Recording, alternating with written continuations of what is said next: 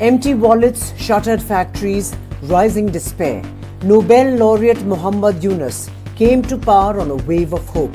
But today, Bangladesh is sinking under a tidal wave of economic pain. What was once a rising economy is now spiraling into its deepest crisis in decades. Foreign currency reserves, once over $33 billion in 2021, have now fallen to around $20 billion, barely enough to cover a few months of imports. Foreign direct investment has dried up, plunging by almost 40% compared to last year. With no election dates set yet, after more than a year since former PM Sheikh Hasina's ouster, investors are wary due to corruption and a lack of policy clarity under the interim government. Meanwhile, the banking sector has plunged into a crisis as a vicious cycle of defaulted loans, bad regulation, corruption and more has further weakened the economy. The Asian Development Bank revealed Bangladesh's loan default will touch $74 billion.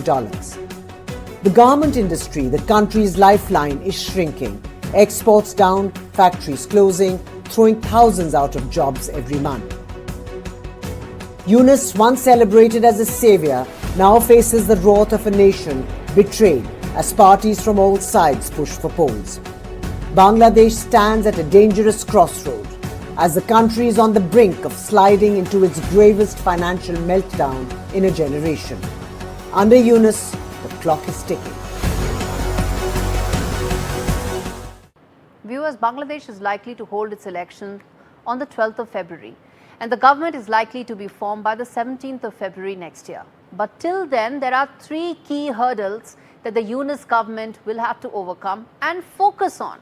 It needs to first ensure that the polls are free and fair, do not give a free pass to the radical Islamists.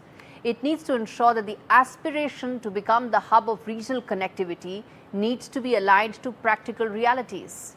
It should not be that Saarc, it aims to in fact turn Saarc into a Pakistan-Bangladesh bonhomie session, which is what Yunus's priorities seem to be about.